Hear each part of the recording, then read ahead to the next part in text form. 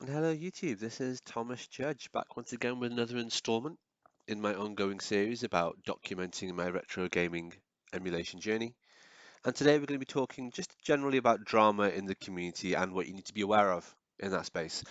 Again, like all these videos, I'm not going to dive into a huge amount of technical detail. This isn't a massive exhaustive encyclopedia. This is really more a signposting series telling you what I learned and when I learned it, and then also giving an indication of what to look for, what to be on the lookout for when you're learning about emulation. As always, the key to anything like this is just to fuck around and find out. This is a chronicle of my journey, what I learned, where I found out more about it, where I found out more resources, and how to do it. Remember, I'm not going to be providing any ROMs at all or links to any ROMs whatsoever in this series. So, this series is about drama within the emulation community. For those of you that know me from my comic channel stuff, obviously on the same channel as this, I don't really get involved much in wider communities, either in the comic book community, the comic collection community, the video game community, the retro emulation community. I'm not on Facebook, I'm not on Reddit, I don't get involved in any of those things at all. So I'm very much on the peripheries, and that's definitely by choice. That said, there are some bits of controversy that are worth kind of noting, just so you're aware that it's happened, and it's good to get a feel of what the community can actually be like. Let's start off with this. Final Burn Neo or Final Burn Alpha. So there was some drama back in 2019 about this. Final Burn Alpha was the original emulator for arcade emulation. It was in parallel to MAME, and we'll talk about MAME in a bit. Um, but basically, Final Burn Alpha was the original emulator. It was working fine. It was emulating lots of random arcade games, so like CPS games, which are Capcom arcade boards, Neo Geo games, all sorts of things. In 2019, there ended up being major beef within the Final Burn development group because, and this is a really high level, very vague summary, Capcom released a Capcom Home Arcade unit. And in that home arcade unit, they were using Final Burn Alpha software and code. And it turned out that someone within the Final Burn Alpha development group had basically tried to license it or sell it or something like that. Long story short, it caused a massive beef between this one person and everyone else in the Final Burn development group. So all the rest of them left. And everyone, barring the one person who they essentially cast out, went off and formed Final Burn Neo, and that's now a fork of Final Burn Alpha, but that's the one that's currently being developed and has been developed ever since 2019. It's still in development now, whereas Final Burn Alpha basically froze and died and has had no further development since 2019.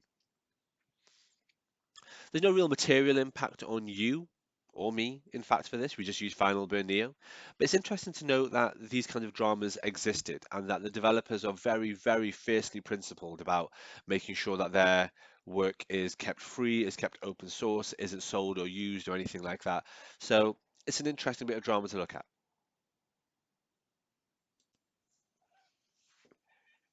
Our next bit of drama is a bit of a grim one. It's a little bit unfortunate to talk about this, but it's kind of important to mention it. When it comes to PS2 emulation, there's a lot of emulators on Windows, PCSX2, Play, so on and so forth, and they're built into RetroArch and all the usual. But when it came to Android PS2 emulation, the king was a free bit of software being designed by one very talented individual, and this software was Ether SX2. And it was really good, and it developed really quickly, and it spun up into like a really good, strong, functional APK. And the APK is the installation software or code to use on Android to play PS2 games. And the owner was really good and made it all free and made it all available and kept on doing updates. And then things went a little bit south. In a nutshell, some bad actors in the community started getting really hostile and acting very entitled and started to be abusive towards the creator. The creator, from what I can tell, had done nothing to warrant any of this, but people just started being really toxic and, oh, this game's got a bug in it, you're terrible, you're shit, you need to fix this, do this immediately, why haven't you done this, why haven't you done that? To a guy doing a project in his spare time for free and doing really good work. It escalated, it got worse. There are a lot of toxic people, unfortunately, in any community, be that comics or video games or anything. And the hostile aggressive, entitled, low IQ idiots that kind of take these things for granted eventually escalated to the point they started giving him death threats. So understandably, the creator just down tools and walked away, and I don't blame him for that in the slightest. He just dropped the entire the GitHub code repo, all that sort of stuff, everything, and just walked away from it. Um, this is a real shame, and frankly, this is why you don't get nice things. If people behave like childish, petulant, spoiled little brats, if they're vicious and aggressive and hostile, then this is what you get. People on the internet, of course, are so brave on the other side of a keyboard, but there we are. Anyway, thanks to this bunch of essential sort of entitled losers, the Ether SX app and the APK for it has now ground to a halt. Even worse, unfortunately, someone, may have been the original creator, may have been someone else, has now modified the app so that it actually has ads in it. So when you're using it, if you get the most recent version of the app, there are now ads in it. Originally, prior to the random um, hatred and abuse and all that sort of stuff, it was completely free with no ads. Now there are ads in it, which is really annoying. What the community then did is some decent people in the community, and there always are decent people in the community, basically took the code and then they forked it off into something called Nether SX2. And I'm showing a screenshot here from a guide on the Retro Game Core website talking about it. But Nether SX2 is an evolution of Ether SX2. It's a better way to emulate PS2 on Android. But that said, it actually exists in two different forks. And so that means that there are two versions of Nether SX2, and some versions, or one version works better for some games, the other version works better for other games. It's annoying.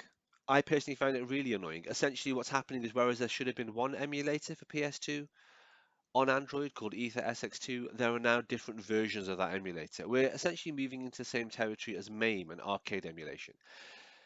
It's a real shame. And yeah, that's all I can really say about it. It's a real shame. It's really depressing. The sorts of people that sort of vilified and attacked and harassed this creator for no good reason are absolute bottom feeders, and it's not the kind of behavior that any mature adult should or would ever do. Unfortunately, like any community, the video game community and the comic community, there are bad actors in that. I come across them all the time, and I'm a tiny little channel, so it is a shame.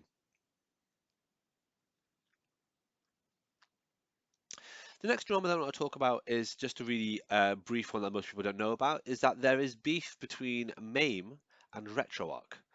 The reason for that is that MAME is often viewed as just being arcade emulation. In fact, that's what I thought for the first year or so I was doing this. But MAME actually isn't. MAME is actually, well, what it stands for is Multiple Arcade Machine Emulator, and it emulates a whole bunch of things. In fact, MAME apparently now also covers stuff like Game Boy, and a whole bunch of other things are built into MAME. Um, and the MAME developers aren't really very impressed with RetroArch, which basically uses what they view as outdated cores and outdated bits and pieces in RetroArch, and doesn't use the most up-to-date, most stable builds. Is basically not a purist front end.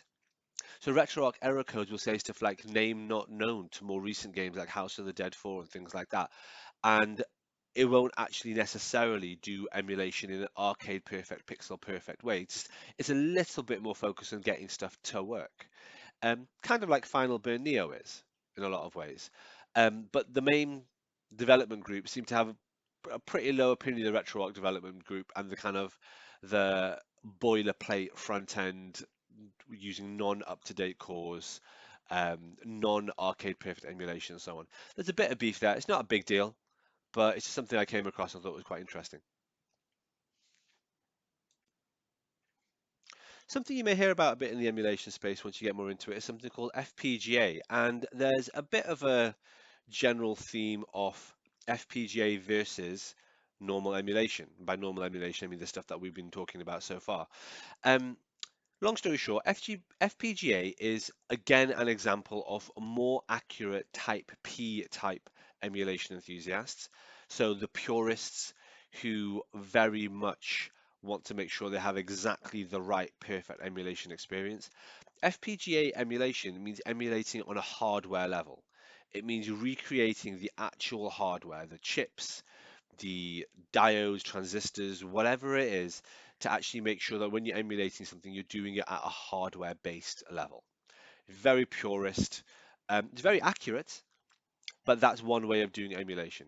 The alternative is emulation at a software level, where you get some random bit of hardware, whatever laptop, whatever handheld or smartphone or whatever you've got, and then use software to make a square peg fit into a round hole to make your SNES ROM or your PS1 ROM work on something which isn't exact SNES or PS1 hardware. I personally couldn't care in the slightest. I'm happy with whatever works. Using software emulation basically gives you much more flexibility, lets you load more devices, and is generally a bit more forgiving. But if people want FPGA and they're willing to pay the premium for it, then more power to them. The next thing I just want to touch on is that sometimes you end up with hardware issues in the community. New releases come out, be that from AYN or Logitech or whoever, and sometimes things go wrong. A good example of this is the Retroid Pocket Mini, and I've got a screenshot here of a couple of YouTubes on there.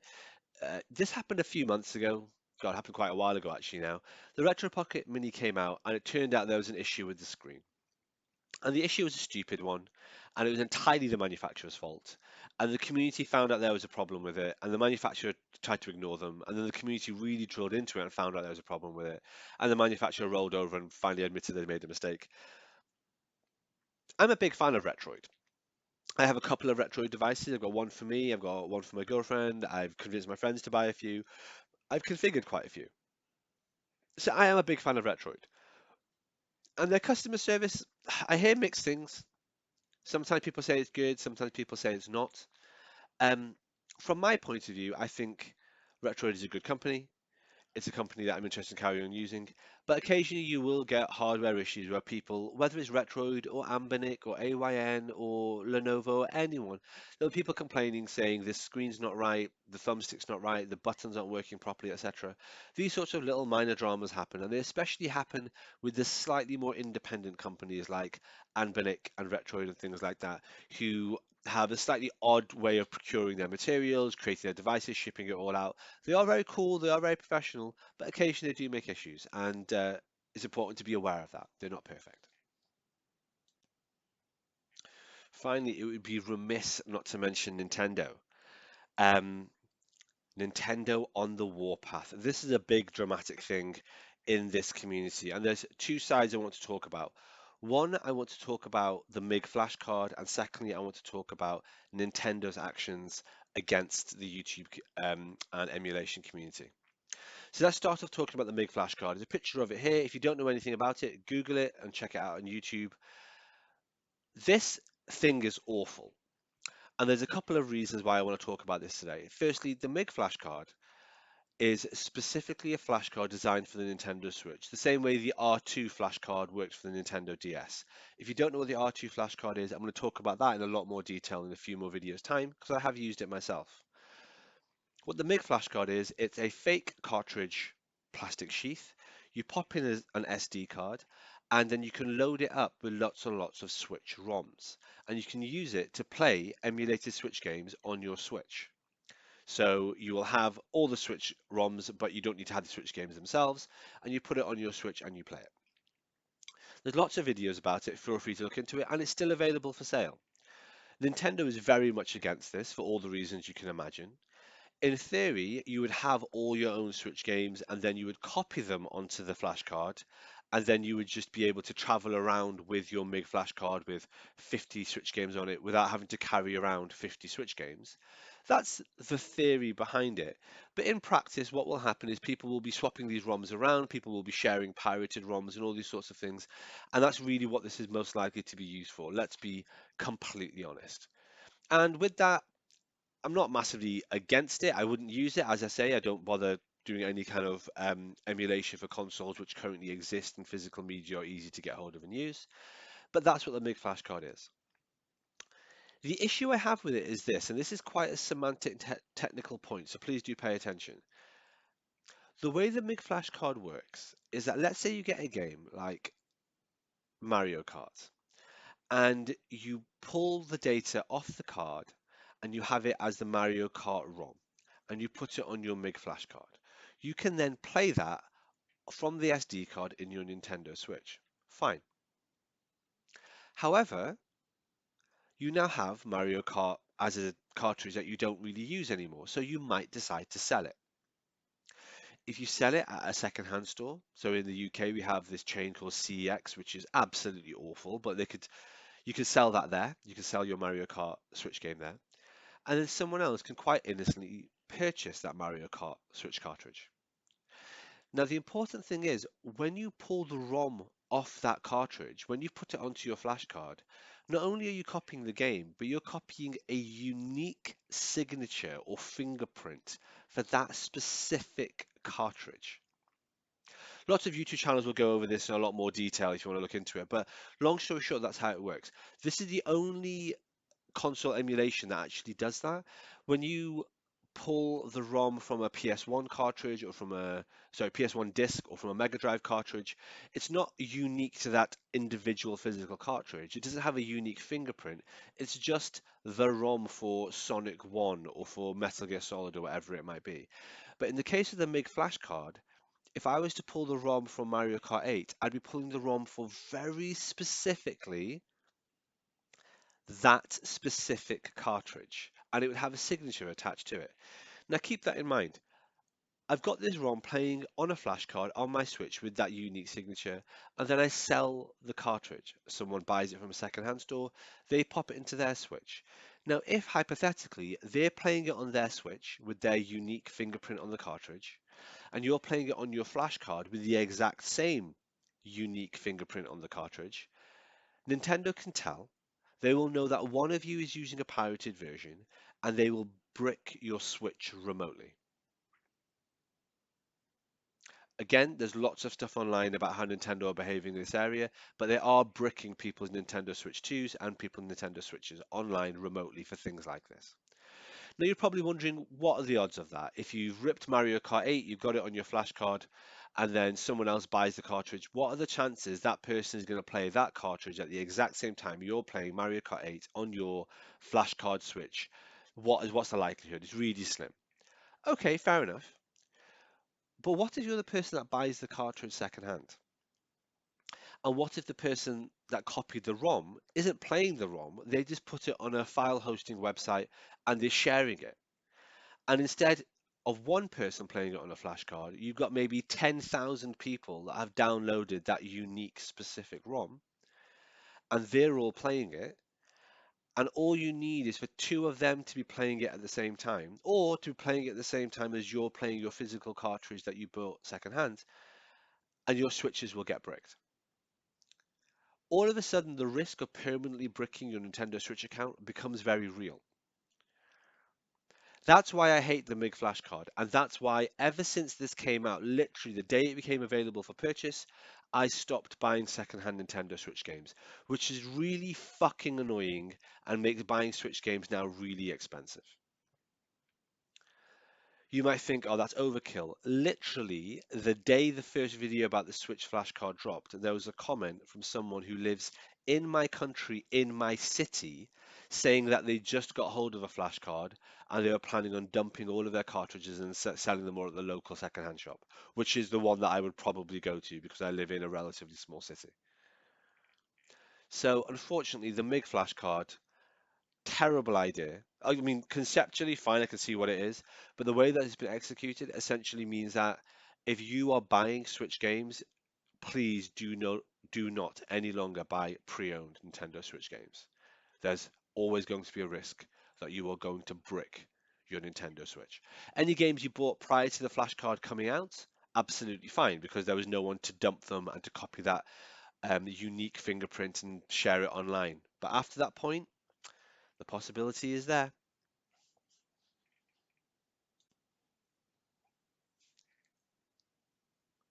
Finally, the very, very, very last thing I want to talk about is Nintendo when it comes to emulation software.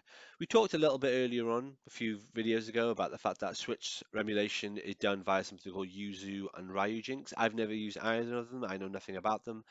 But the thing is, Nintendo came out swinging hard for those emulation developers. In one case, they sent their lawyers to this person's house in Brazil and they just turned up at the door knocking on the door. It was hardcore. It is terrifying. Nintendo is not fucking around. You'll notice I'm not showing any Nintendo footage. I haven't shown anything about Mario Kart, even though I've been talking about it. I don't show any Nintendo imagery. Just don't fuck with Nintendo. The same way you just don't fuck with Disney. The House of the Mouse, the House of Mario are not to be messed with. And in this case, Nintendo is so anti-piracy, and I can completely understand and empathize with that. Um, and they're so hostile to anyone doing anything like this. I would just say, please be very careful if you are considering Nintendo Switch emulation. There's not really a rationale for that per se.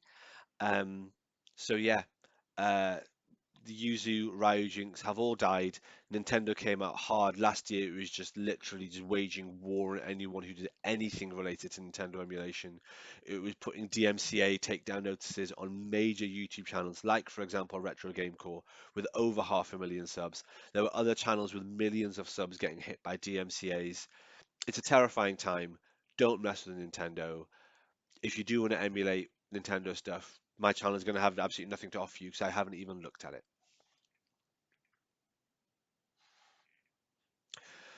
Okay, I think that kind of summarizes all the drama I wanted to talk about.